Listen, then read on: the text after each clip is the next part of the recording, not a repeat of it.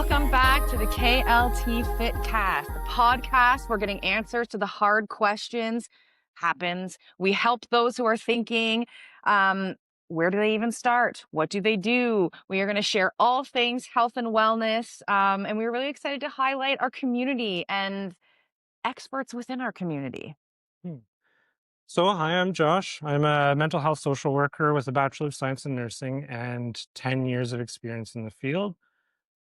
Best way to describe what it is I do around here, I'm living my dream as a trophy husband. And I'm Kate, certified personal trainer, lifestyle coach, and together we own a fitness studio in Peterborough, Ontario called Kate L. Tom's Fit. I have lost 150 pounds, and quite frankly, I am just living my healthiest and best life. This podcast is about more than just workouts, though. It's about the connection between consistency, fitness, and mental health. It's about how you can do some small things that can create big change in your life. And each week, we're going to bring real conversations and tools that you can use right away. Stories from our community that prove that wellness isn't about perfection, it's about progress. And today, we're going to dig into all of those fad diets or diet culture, and you're going to get to see Kate's skin crawl just a little bit. She's going to struggle with this one.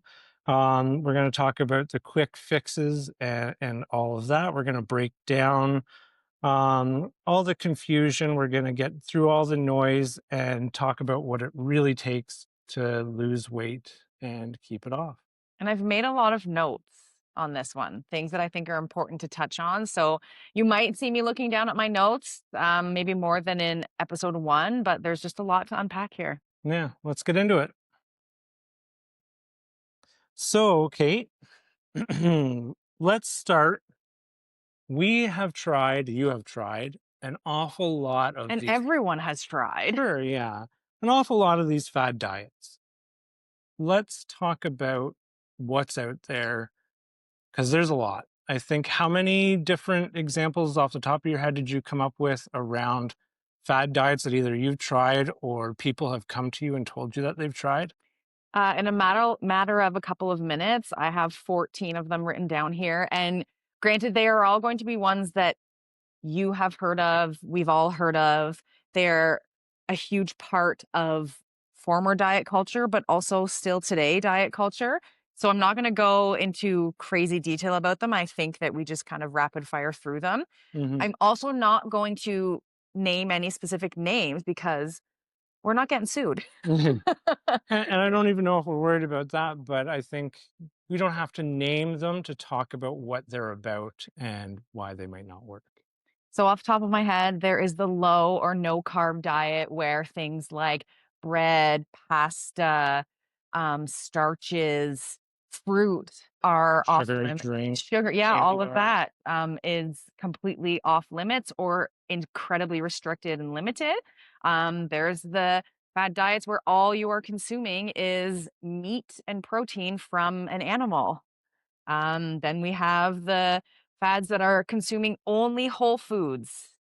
Then there are the injections, the cleanses, the juice cleanses, the magic pills that claim to burn fat away or melt it away, or take a teaspoon of this every single day and watch the fat melt away. We have. Speaking of melting fat away, do you remember when you bought the thing that was supposed to make your midsection sweat? Oh my So you God, would the just, like, the like saran wrap one. Yeah, Yeah. that one. There's fat burners, there's steroids. There's the Tupperware containers where all of your meals have to fit. And man, I remember cramming as many delicious things into this, like completely cramming it into these Tupperwares that were colored. And you got a certain number of Tupperware dishes each day. There's the point system where you're allotted a certain amount of points in a day, but some foods have 0 points, but yet they still have a good amount of calories to them, but it's okay. There's 0 points. So you can have as many of those as you want. Only eating at certain times of day is another big one. And then I like to talk about this one, letting your body decide when and what to eat. Well, I might never eat. See, you would never eat. I would be eating sleeves of Oreos, a whole pizza. If I was left to my own devices and my body just told me when and what to eat, it'd be pizza all day long. Hmm. So that is just off the top of my head, quick notes on a number of the fad diets that are out there. So there's so many out there. There's so much to know about them all. What does it mean for people when they're looking at trying to figure out what's right for them?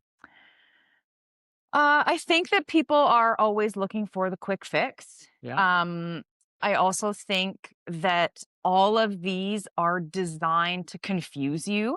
Their marketing tactic is to confuse you and make you think that this is the only option for you. It works for X, all of these people, but this is the only option. And basically, they're trying to trick you and market to you and confuse you enough so that you follow it blindly. There is no conscious thought about it. It's just this is what I have to do. If it doesn't make sense, oh well, that's what I have to do. I blindly follow it like a robot.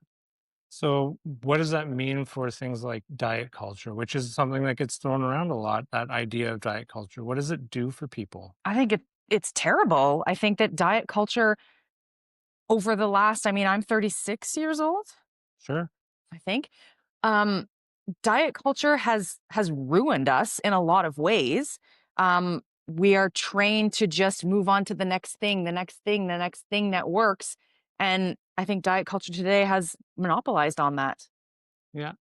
When people start one of these diets, they're likely to lose weight. For Like sure. it's For most sure. likely going to happen. What type of weight loss are people going to see with those diets? Well, I think there's a big difference between weight loss and fat loss. Yeah. Weight loss is losing fat, water weight, muscle, body tissue, or there is fat loss. And losing fat is how you lose the weight and keep it off. Hmm. Thinking about all of the fad diets and when, like, what really sucks for people is if they want to enjoy their life, Hmm. if they want to be able to go to social events, if they want to um, not feel like they're legitimately starving. Hmm. Those are all things that happen in life and you should be able to enjoy them. And if you don't let it happen, the dreaded weekend binge or falling off the rails, that's when that happens because you miss all of those things. Hmm. So, would you say that with those diets, people lose weight at a like healthy way, or is it really fast?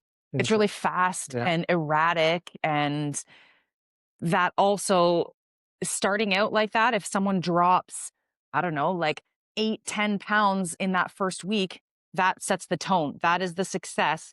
Any weeks that happen to have like less than that, that's a fail week for them. Okay. Um. I'm What? trying to make sure my hair doesn't get on the microphone. I feel like I'm doing this a lot. Yeah. Sorry. What makes these diets not sustainable? Life. What do you mean? Well, those social events. Yeah. Sorry, I can't go out for dinner with the girls because there's probably going to be bread at the table, and I can't trust myself to not have that bread that's in front of me because, well, I really like carbs, but I'm not allowed to have them. Okay. So what you're talking about is the idea of someone restricting themselves from something that their body probably needs Yeah, and not having the, maybe we'll call it willpower, but maybe not having the ability to regulate themselves. So what inevitably is going to happen? they fall off the rails. They throw in the towel. They Yeah. have unrealistic expectations of themselves and their body. So what ends up happening? Do they gain all the weight back? Do they gain more? I was just Like, going to say they always gain it back and then some because they are in the vicious cycle of fad diets, falling off the rails, feeling like crap, feeling like shit, and that only makes us eat more. hmm, is there a fad diet that works? Mm-mm. Why not? Because they are fads and they are designed to be short-term erratic, and then as soon as you, I don't know, finish whatever 30-day cleanse you're doing, you're still left with the version of you that was is from 30 days ago, Hmm. and you have no understanding of what you just did for the last 30 days, and you can't continue it after that. It's been so restrictive for that 30 days. Yay, you saw progress, but now what? Hmm. Now what? Go back to your old self, gain it and more back. Yeah. So is the word diet a problem? Yeah, it is. Yeah, Why? because it implies that it has an end date. A diet, why diet if you're just going to fall off the rails and stop doing it? Mm, Why not develop habits, develop routine, and change those lifestyle pieces to mm. have the success long term? Okay. So if we're not calling it a diet and we're starting to think about a lifestyle change, Mhm. what can people think about? Like for me, if I decided that I was going to try and cut out all carbohydrates in my diet, and that was I was deciding, you know what, I'm going to try and do this for the rest of my life. What gets in my way? Aside from, maybe I'll go out and my friends are having pizza and I can't have that, so I ordered just a bowl of chicken wings. I was gonna say a bowl of cheese. Yeah, sure. Yeah, Take the cheese off of the pizza. cheese and chicken wings. Like, you're describing something that sounds pretty sweet to me. Mhm. Why wouldn't I lose weight? Well, you probably would lose weight in the beginning, If but if you're I ate as much chicken no, wings and I know where cheese? you're getting Yes. at. You're not in a calorie deficit. The Yes. be all and end all, even as you are, I'm pointing to this because this is my notes, even as you are blindly following a fad diet like a robot, they are all designed to have you in a calorie deficit. So why not be in a calorie deficit, consuming the foods that you enjoy? So what if you have a Mars bar or a piece of Halloween candy? It's okay. Why not maintain a calorie deficit with foods that have you feeling full and have you feeling happy? Food is a dopamine hit for us. And if we completely eliminate any positivity that comes out of food, it's a pretty shitty feeling. But I also think it's important to note nobody is wrong for trying any of these fad diets. You're not wrong. They are everywhere. Every time we open up our social media, every time we open up a magazine, there is a fad within that. And you're not wrong for trying to do that. I just think people will follow a fad diet. I'm going to give 30 days again for I'm going to just use that as my number. 30 days to follow a fad diet. They may feel like they were successful for that 30 days. Sure. Well, you Day talked about 31, yeah, you talked about in our last podcast let that me finish my thought. sorry. Day 31, you go back to eating in your old ways, gain it back, and then more. But in your mind, you feel like that is not a that 30 days was not a fad diet because it worked. Mhm. But let me tell you, if you gain the weight back and have to start again, it didn't work. Mhm. Sometimes I would even say for some people, following the programs that I give out Mhm. might not work for them because they stop following it. Yeah. It never works if you stop. Yeah, in our last podcast, you mentioned that it takes 21 days to start a habit.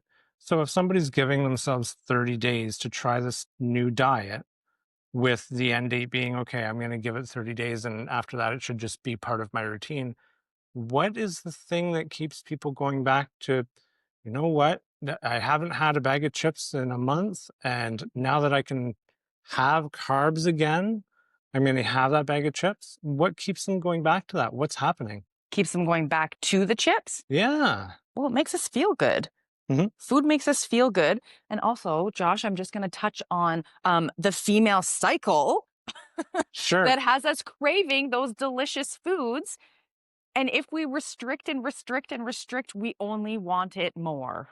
We Mhm. only want it more. That is super true for you if you're told no for something. Yeah, tell me no. Try and tell Mm. me no. Yeah. Yeah. Your knee being a pretty good example of This is about fad diets, not about my sore knee. sorry, I couldn't help myself. Mhm, mhm, mhm. Um, so we have people returning to their old habits because it feels good to eat bad foods, even though you don't like labeling any foods as bad. No, I don't think that food should be labeled as bad. Food Food has a purpose and it's to fuel us. Um, Food habits could be bad. Food habits could be bad. Love it. Yeah. And I feel like if we label foods as bad, we are only steering into that negative diet culture, that mangled mindset that we all have because we're labeling things as bad. If we want an Oreo, oh no, that Oreo is bad, but I'm going to eat it anyway, and now I'm bad. A- Instead, And I'm going to now eat the whole box because I'm bad. yeah, that Oreo is not bad. That Oreo is food. Sure, eating a whole sleeve of Oreos is probably not going to be in your best interest, but it's okay to have it. It takes me back to the days where I taught kindergarten and these poor children would come to school with lunches packed by their parents, and other kids would make them feel like, you can't have that. That's bad. But that lunch came from your parents. You are allowed to eat the food that is in front of you that was packed by your parents. Don't call it bad. It's not bad. Yeah, food in itself definitely isn't bad. I think we can develop bad habits Mhm, around food. mhm, I think there's a few things that you've kind of covered along here. And the first one is being realistic with yourself creates sustainability. Two, deciding that you're going to just stop eating something that you've eaten for a very long time isn't realistic. mhm, Like telling yourself, no, I can't have that just makes you want it more. mhm, mhm. And I think that these things represent our own emotional ties to food.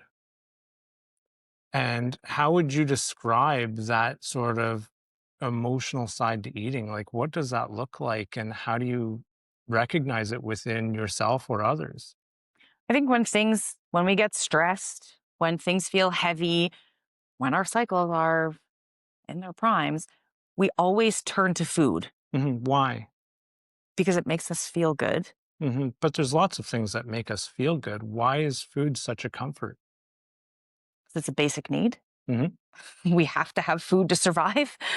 We have to have food to survive, and it's easy, Mhm, especially foods that are high in fat, high in nutrients that are not helpful for our body. mhm. Those foods that come I was just prepackaged gonna say the convenience too, going are so easy. after a crappy day, going to the store and grabbing, I don't know, it's usually a tub of ice cream, right? It's not gonna be the items, individual items to make a salad when you get home. It's going to be, you're gonna grab the pizza, you're gonna grab McDonald's, you're gonna grab Mhm.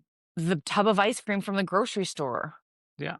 And in grabbing those things, you're reinforcing Mhm, mhm. what has gotten you to the point you're at Right, now. right. And what diet culture today wants you Yeah, to think. exactly.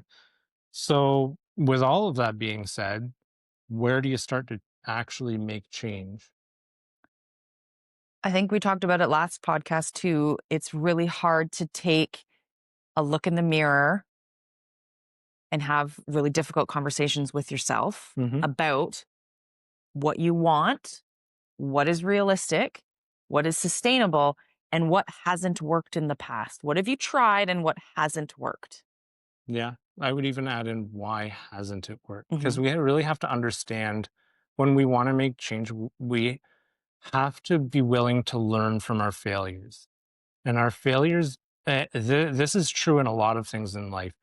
We have to be okay with failing. We have to try things in order to fail because that creates learning opportunities for us. Right. And in those learning opportunities, we can grow. Mhm. The challenge is it's really uncomfortable to fail. And it's even more uncomfortable to look at that failure and say, what was my role in this? Right. And a lot of times that failure manifests in a physical appearance too when it hmm comes to this. Of course. I mean, fat bastard from Austin Powers. I eat because I'm sad and I'm sad because I eat.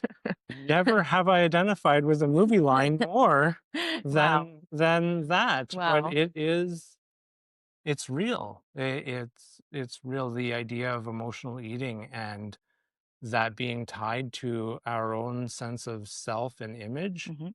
and we look at all of our mainstream media or a lot of it, and it creates this sense of I need to buy into whatever diet fad Right. culture is out there. And I have a friend that went no carbs and they lost 25 pounds in a month. And Mhm. man, like if I'm losing almost a pound a day, that would be amazing. I'd feel so much better about Yeah. myself. It's really easy to compare ourselves to anyone else, and especially when we think about opening our social media, opening the online, social media doesn't usually reflect real. Hmm. The posts that those influencers are posting online are not real life. They are taking diuretics to make sure that their photo shoot has them looking a certain type Really of lean. way. Yeah. Like it often social media only shows the good. It doesn't necessarily show all the struggles. So how can we not compare ourselves to what we see online when everyone looks so amazing? I want that too. When really that is not that person's everyday physical appearance. And chances are all of the fitfluencers that you see online, they are not natural bodies. They are taking supplements, steroids, however you want to look at it. They are taking things into their bodies to make them look a certain way, and no longer is that natural. Hmm. My name is Kate, and I like to pride myself on showing all of it on social media. Hmm. The Yeah. good, the bad, all of it. Hmm. And just to be clear, you haven't taken steroids before. No, no. And I'm also not really an influencer, I would say, but Fair. absolutely. Yeah, no. Yeah. But you have taken diuretics. I did take a diuretic because I was going out on a whim, and with 1 week until a show, like a stage show came to Toronto, I decided a week ahead of time that I was going to get on stage in a sports bra and some tight shorts and talk about my journey. So yeah, part of that week was drinking a ridiculous, ridiculous amount of water to the like I already drink a lot of water. Hmm. This was a ridiculous amount of water and pumping my mouth full of diuretics in a so that my muscles could just show off and I could look a little Sure. and again, went on stage. A part of that stage competition, which is not common in stage competitions, is I got to stand there with a microphone and talk about with my before photo standing behind me. Hmm. I got to talk about my journey. Which you And did in the last episode. yes, Yeah. yes, but I got to stand on stage and talk about that.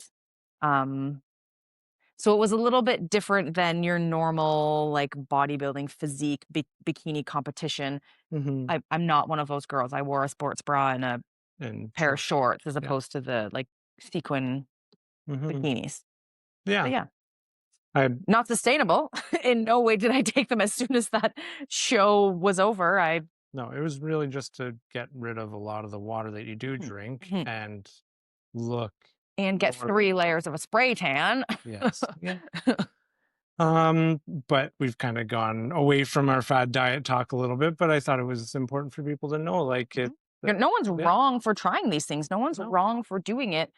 We just have to learn from them and reflect on recognizing that's not sustainable. That's not forever. What can we do so that we don't have to start again? What can we do every single day over the next years, years, years down the road so that we don't have to come back to rock bottom or even even, worse than rock bottom? yeah.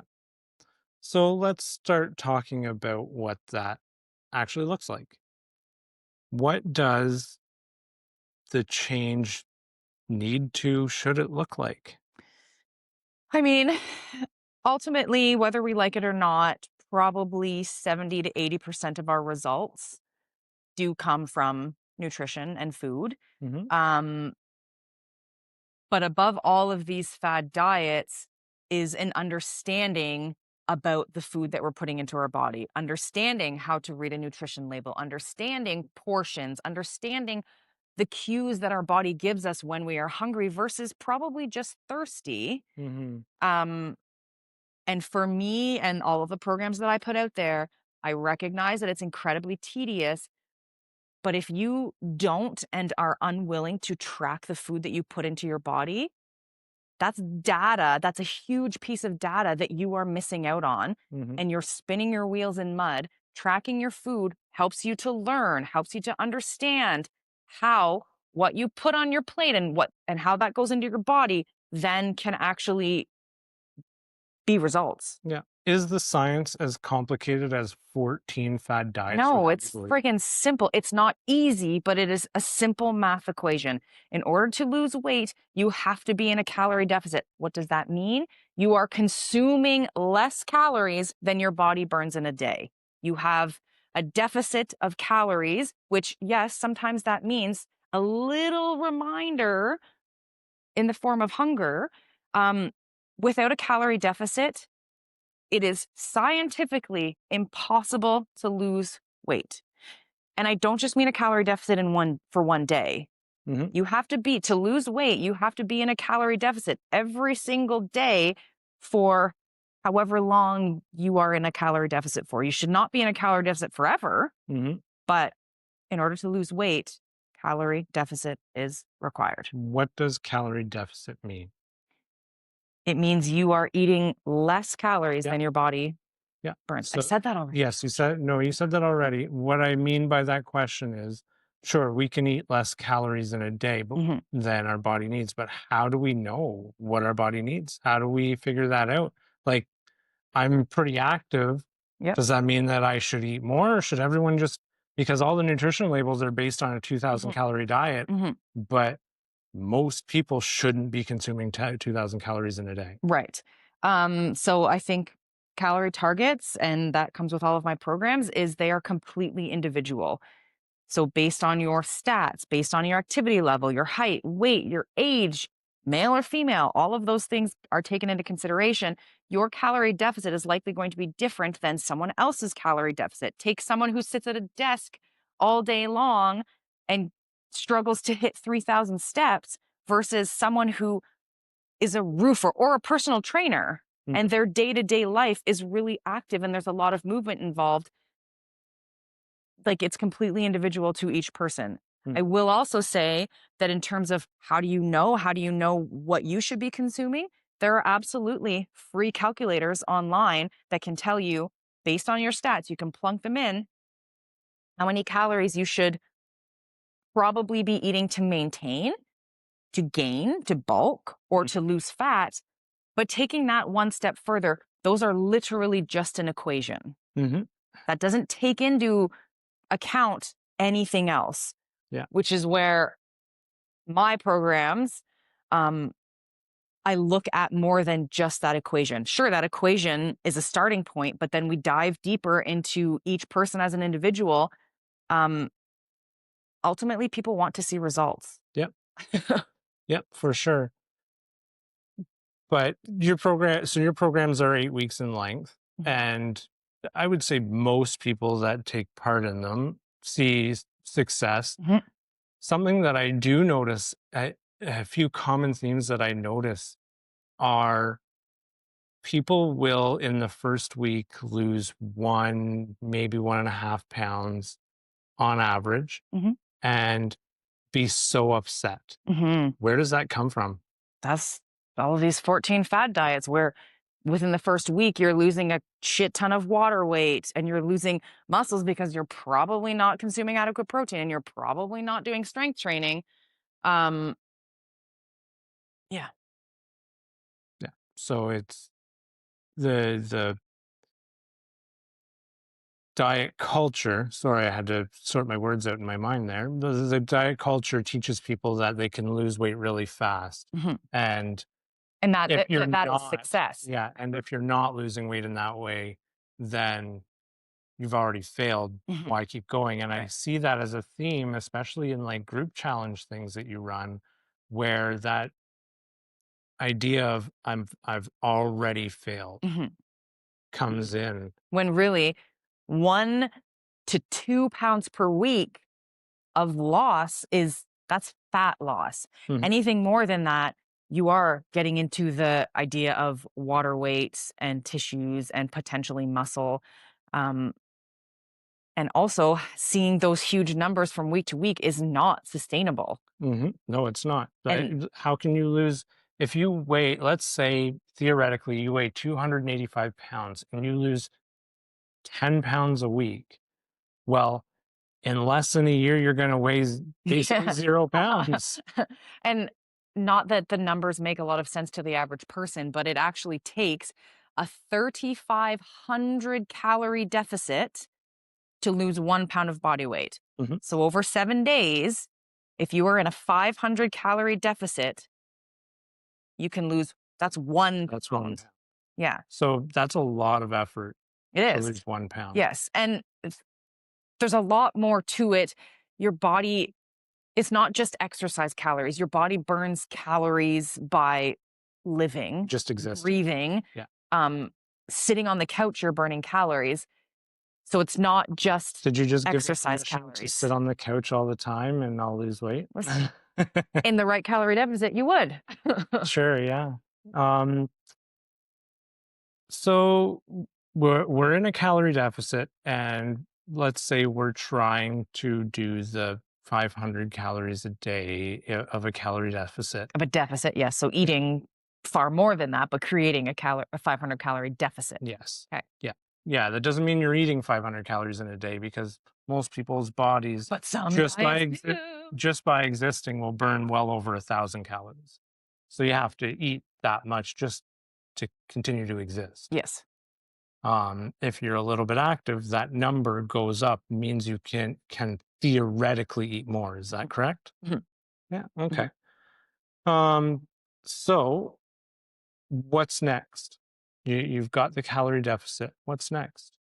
Um, for me and all of the programs that I offer, the next step would be making sure that you are getting movement in, Hmm. which comes from things like a step count, not going out and running 5K or spending hours and hours on a treadmill, but looking at a step goal that is realistic for you. And that step goal is going to be different from someone who is a Huh? coach and a trainer who is on their feet all day long versus someone who sits at a desk. So trying to increase the movement, challenging the body day to day, but strength training. Hmm. Strength training is queen here as well. Hmm.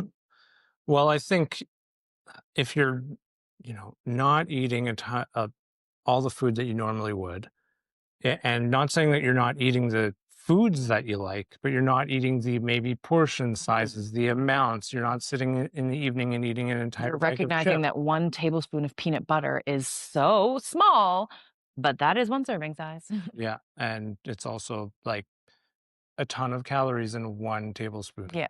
It's bonkers, Mhm. because unless you're eating just whole peanut butter, and Mhm. with no sugar added, then Mhm. it's less. Yeah.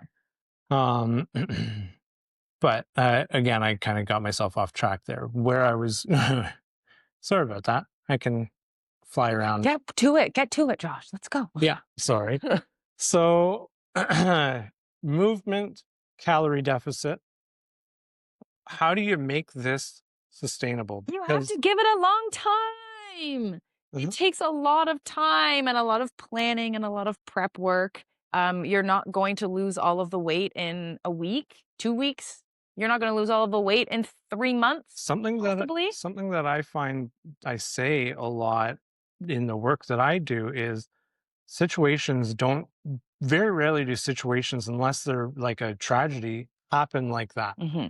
We're not, going to have this weight just magically one morning appear on our Right. body. It is a period of time, it Yeah. builds A up, long time to gain the weight. and it takes just as long or longer Yeah, to take it off. for sure. For sure. And I think giving yourself the time and recognizing that you really shouldn't be throwing in the towel after 30 days because that's not real life. I Mhm. also think turning back to the idea around my programs being 8 weeks, it allows people to have really, really good weeks and really, really crappy weeks. It also gives them usually time to have something happen. The universe is going to try to throw you off of the rails.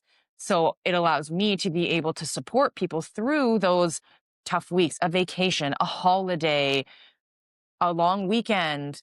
Mhm. It allows me to help people learn to navigate those things because they will always happen. Yeah. Christmas, Thanksgiving, Easter, a week-long vacation in the South, Southern, whatever, they're always going to happen, and you're allowed to have them happen. Mhm. But learning how to navigate them with discipline, sometimes some motivation and some planning, as opposed to just It's also 1 week or 2 weeks of vacation or one holiday isn't going to derail all the progress you made up right. until that Right. point. But you have to believe that. You have to know that and believe it, because the number of people who get home from a vacation, an all-inclusive resort where they've done nothing but eat and drink for the last 7 days, Yeah. they jump on the scale as soon as they come home, chances are they're going to be up possibly 10 pounds. It doesn't mean that that is 10 pounds of fat gain. That is 10 pounds of sodium, water weight. Throw your body onto an airplane way up high in the sky, your body is going to retain so much water.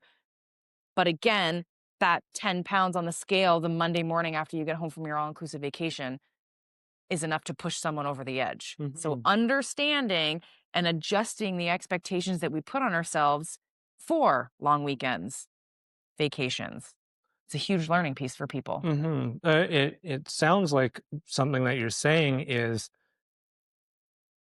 people don't need to derail themselves. They can get back to the habits that were successful beforehand, and things will progress Mhm, at a bit of a quicker rate initially, mhm. potentially. Yeah. As soon as you get back from whatever it was you were doing, just back to basics, back to what freaking works, and maybe don't go on the scale the day you get back. Yeah. I'll be honest, when we go away, I eat like an absolute trash panda and gain a lot of Dessert for weight. breakfast, dessert Yeah. for lunch, dessert for afternoon snack, and Yeah. 2 dinners. Minimum 2 dinners. You have to try all the restaurants. Yeah, exactly. But I come back, and because we have created a routine around making this our lifestyle and recognizing, how much we put into our body Mhm, and whatnot, we can get things back on track. And it's not a failure that we went and had a good time and ate our faces off mhm, and all of that. It's just, let's get back to living our mhm. life. And it's not wrong if you go on vacation and you decide to try and keep the train on the tracks a little bit. Hmm. It can be very challenging, but there are ways to go on vacation and try and keep a somewhat similar routine in terms of meal times and portions. Sure. It's okay. I mean, the drinks will play into that. Yeah. I would love to now turn this around to like the social working mental health side of things. Hmm. We've said that diet culture has ruined us. um, and it's time to dig out from that and recognize that sustainable progress is not a fad diet.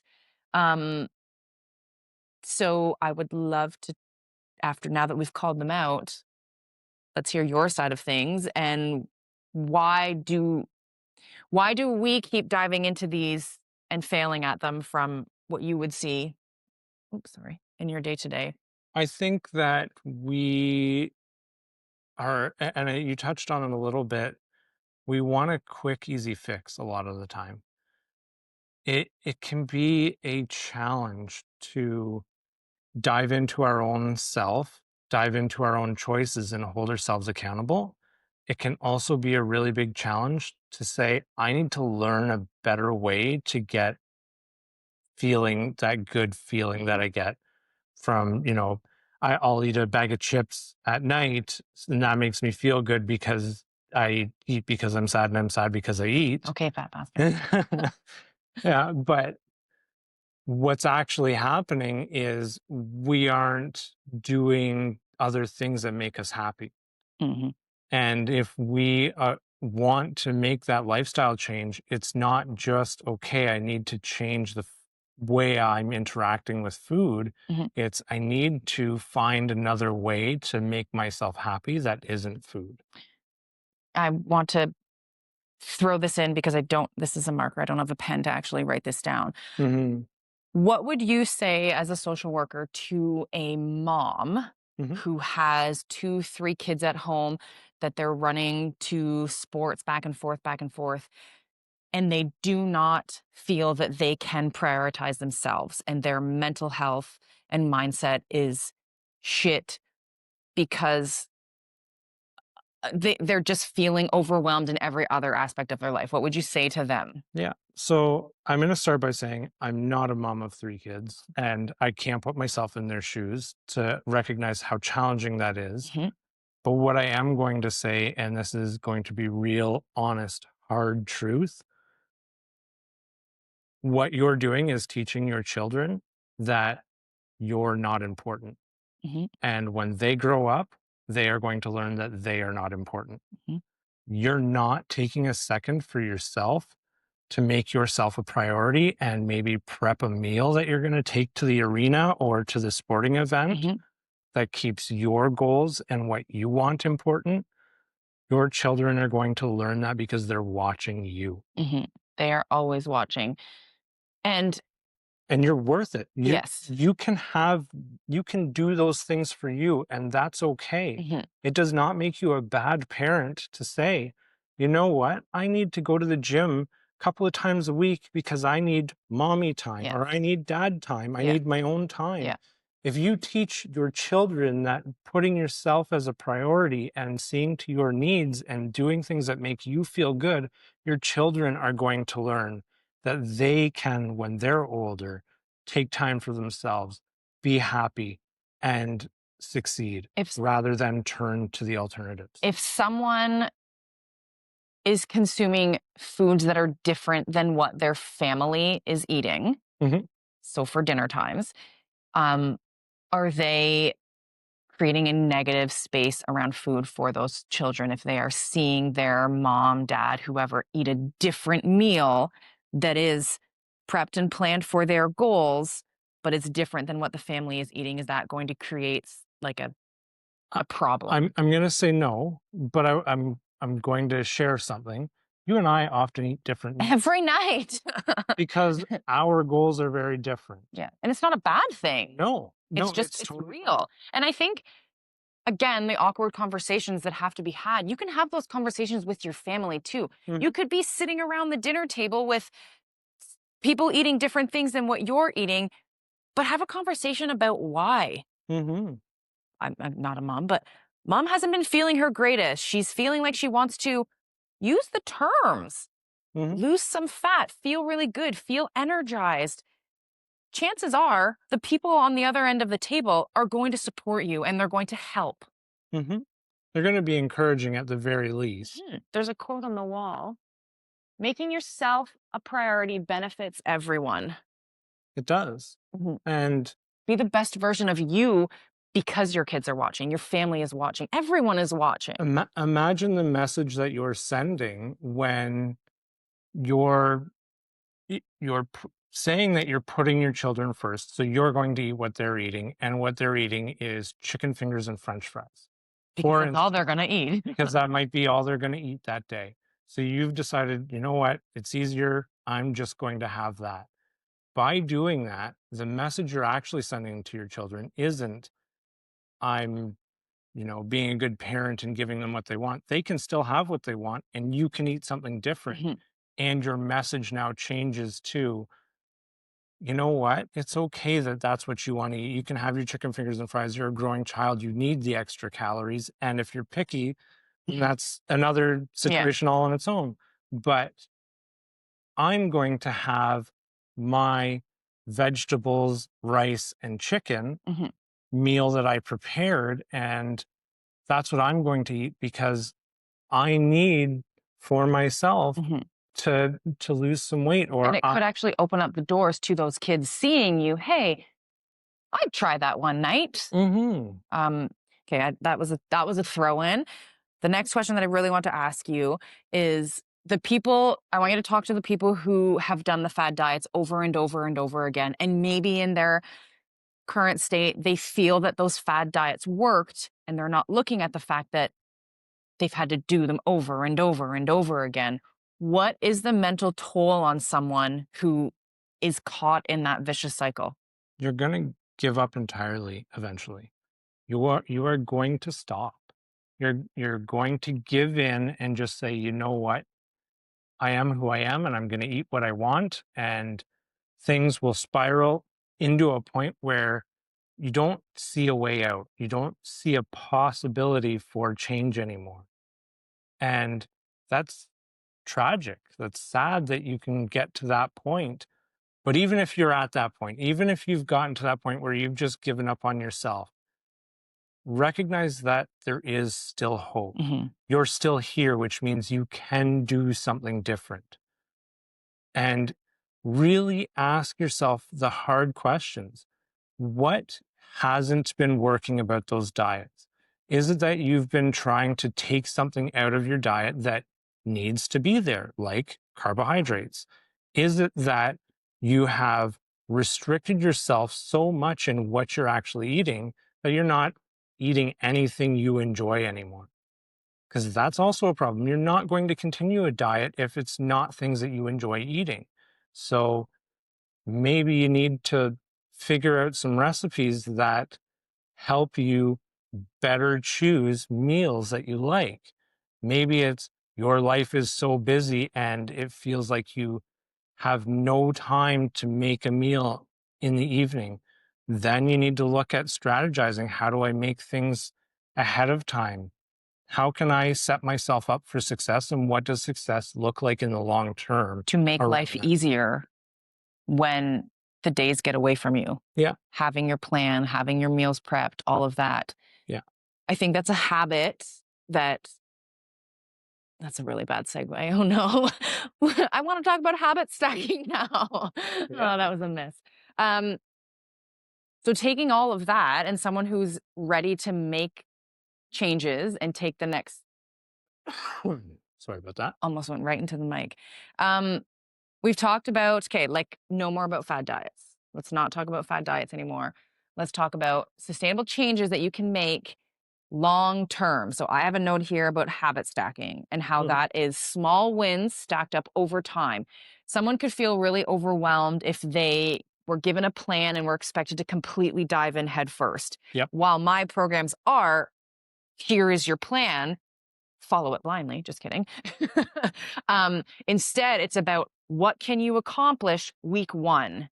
Hopefully, because we know progress comes from the nutrition, hopefully that is taking some time to meal prep, taking some time to track your food. And then second week, maybe that's where the strength training and the step goal comes in. Third week, maybe that's when you're going to up your water. Taking things like a set of stairs, building from week to week to week, and giving yourself a long time Yeah. to get good at it. And I'm going to go back to the person that maybe has tried their fad diets a bunch of times and things haven't worked out and you're to the point where you've kind of given up. And I'm going to talk about this habit stacking. Possibly the thing that you need to do is look at what is the first realistic step for me.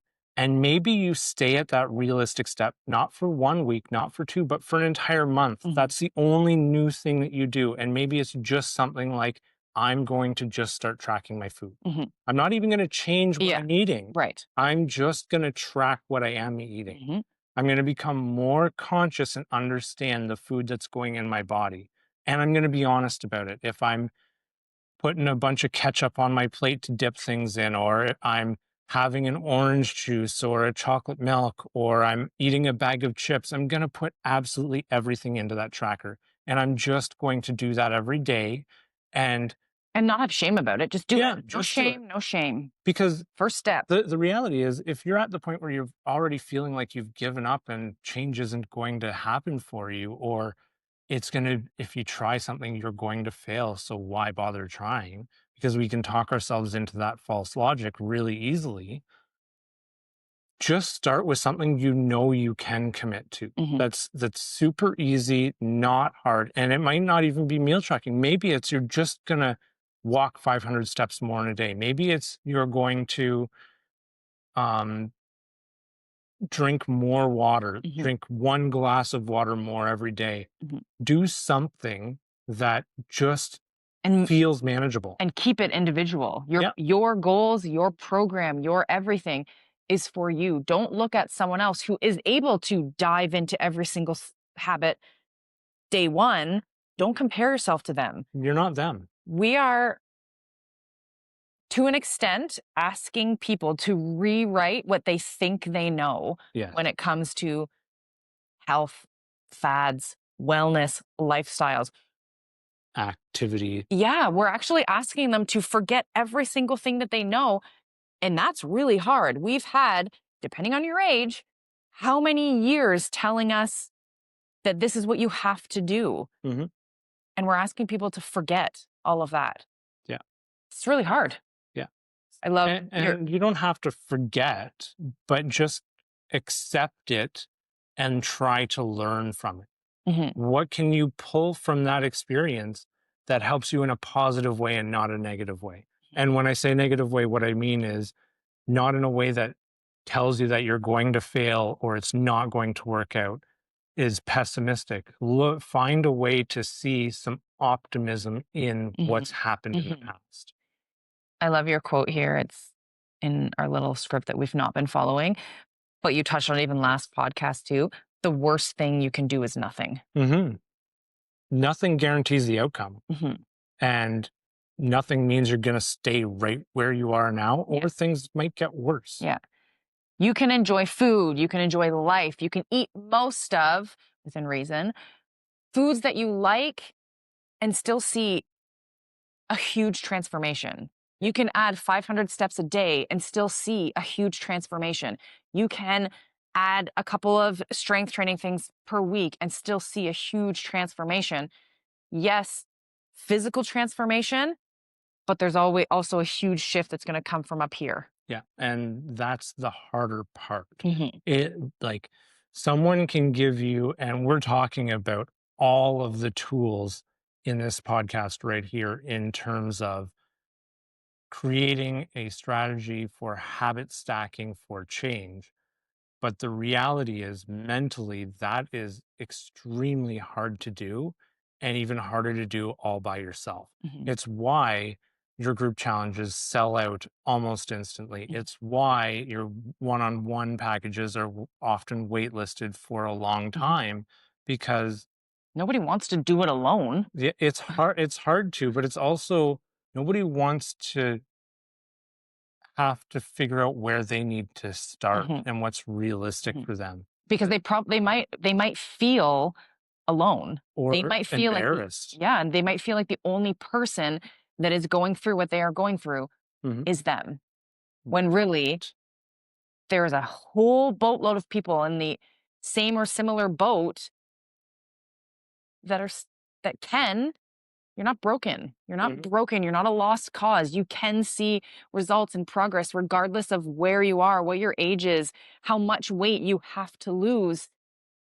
You're not broken. We just have to find realistic and sustainable changes for you to do over time to be able to reap the benefits and feel your freaking best. It Yeah. sucks to live your life in pain, struggling to get through day to day tasks. That sucks. It doesn't have to be like that. No, it doesn't. So you don't have to be afraid to go out. You don't have to be afraid to be in pictures. Yeah. No, you don't. You're right. Yeah. So that is what our podcast is all about. Mm. Yeah. Real change, real talk, real conversations. I also want to talk about like some takeaway tools. I made another note. Yep. Takeaway tools and lessons that you can implement in your day-to-day life starting right now. We've You talked about some. you don't need a new fad. You need a simple plan and to give yourself time. You need to build the routine. You need to understand and actually give yourself time to see the benefits. Mhm. Just my advice is don't defeat yourself before you even start. Don't explain to yourself all the different ways it's not going to work. Don't tell yourself, I can't do whatever. I can't give up, because you don't have to give anything up in order to make these changes. Mhm. And you can start as small as you need to. It could be smaller than even the things that I'm talking about. Maybe the change is just being able to have the conversation with yourself every day about thinking about making a change. And maybe you're listening to this and you're saying, I don't I don't really want to make a change. I accept who I am and I'm happy with me. And great, good for you. But if you're feeling limited, if you want to make that change for yourself, you can do it. You can. Absolutely. Mhm. Sustainable change is never flashy or sparkly. It's messy and raw and sometimes just freaking hard. But that's what change is. Change isn't supposed to be easy. Change isn't supposed to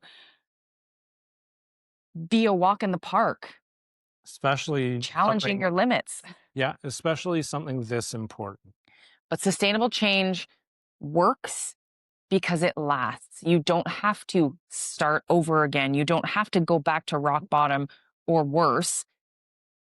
It just lasts because you've made the changes. You are working towards lifestyle changes. We don't even use the word diet in our programs. They are about lifestyle changes, building habits. Um, we are here to help you and to meet you wherever you're at. If you are watching this and have no idea where to start, just freaking reach out. Yeah. Just reach out. We are always happy to help. We will always meet you where you are right now and help you build realistic and sustainable changes for you. Yeah. And to add on to that, very rarely does someone sign up for an 8-week one-on-one package and not sign up for another one after. Mhm. And it's because perhaps the furthest that you can get is the concepts from week 3 in that 8 weeks. Mhm. That's okay. It means you're building. It doesn't mean that you're failing. Everyone's timeline is going to be different. Everyone's experience is going to be different. Everyone's success is going to look different. Just like their lives are different. And that's okay. Mhm. That's okay. And you can accept who you are and build forward. Do you want to touch on? I feel like that's a good segue into the next one. We're not cutting any of this out, are we? No, I'm not editing anything for sure. This is good stuff. Um, but the next time that we come to you, the next podcast that we do is going to be talking about building consistency when life gets messy. Mhm. And it's going to be about being real and recognizing that perfection doesn't exist. Wondering if you would throw in the word perfection. Consistency is not perfection. Even someone like me who has been living this lifestyle for 9 years, I can probably count on one hand how many days have been perfect. And perfect in no way is required for any of this. No, It's about being consistent, being reflective. being okay with making a mistake and Yeah. learning from it. And because it's friggin' messy. It's friggin' messy. It is. Yeah. Mhm. So yes, this is the KLT Fitcast. We are honest, we are raw, we are not about fad diets. Just real life, real conversations, building wellness that lasts your whole life through. Yeah. Thank you for watching. Yeah. That's episode 2. About sustainable change. It isn't flashy. It works.